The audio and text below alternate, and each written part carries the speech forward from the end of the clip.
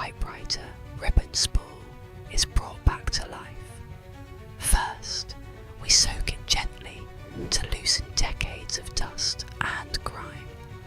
Next, a soft wire brush reveals the metal beneath, as flakes of rust fall away in satisfying clouds. Then, we carefully polish the surface. Sparks, glinting in the glow as the metal regains its original shine. Finally, a delicate buffing finishes the transformation, leaving the spool gleaming like new. Which part was most satisfying?